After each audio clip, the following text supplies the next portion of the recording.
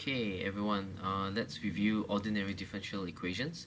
So, what are ordinary differential equations? So, if you have a y function and x as an independent variable, so ODE is just basically a differential equation, okay, and it's called ordinary because it's only dependent on one independent variable.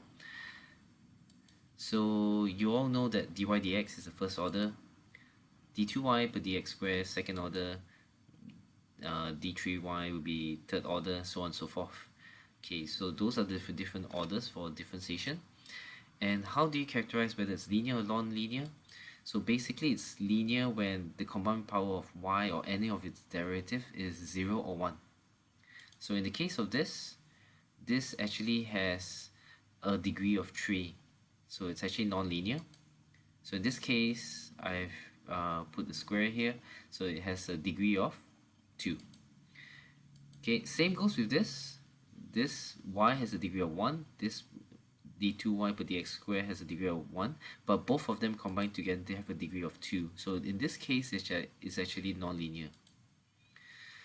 Okay, in terms of homogeneous, so functions of both x and y are the same degree throughout. Okay, what does this mean?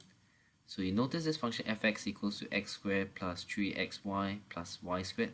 So x squared, y squared, they have degree of 2. So x degree of 1, y degree of 1, both of them compounded together, they actually have a degree of 2.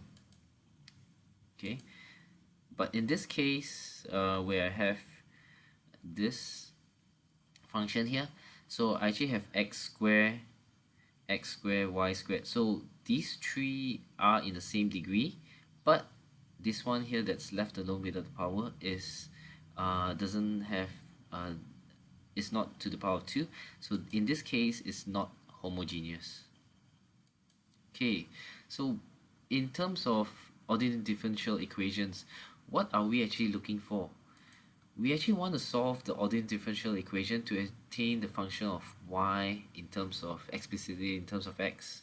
So it's just integration, but it has a specific form that there are some methods that you can use to actually solve the differential equations. So you guys already know direct integration. So if you have a function explicitly in x, and basically in many situations you can just integrate it directly. If you have function where you have one function of x and also a function of y here is compounded in this way, in some cases I can actually separate them. So means I bring all the x related variables to one side and all the y related variables to the other side, and you can see here I can integrate them independently with reference to y, and here independently with reference to x. Okay, in some cases for some equations there might be a need to substitute the equation with, for example, an equation of y equals to ux in order to perform the integration. Okay, so and then you use this form to help in the integration. Another one is the integrating factor. So if you have an ordinary differential equation in the form of this dy per dx plus py equals to r, then you can use this as an integrating factor. When you times it with when you times it on both sides of the equation here, you actually arrive at this equation. Okay, so let's look at some examples. So reduction to a separable form. So if I look at this, I can't bring all the x variables to one side and all the y variables to the other side. So what's the best way?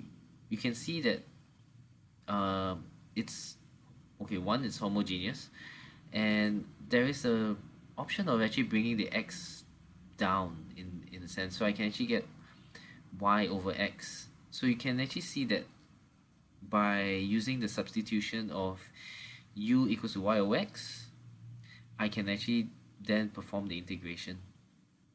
Okay. So again, in this situation here, in this next problem, we have the form of this equation. So in order for me to get to to use this integrating factor, I need to rearrange this formula. So I need to bring this portion over here. So as you can see here, dy per dx plus 1 over xy equals to -1. So, and then this 1 over x function becomes my part where I use it for the integrating factor.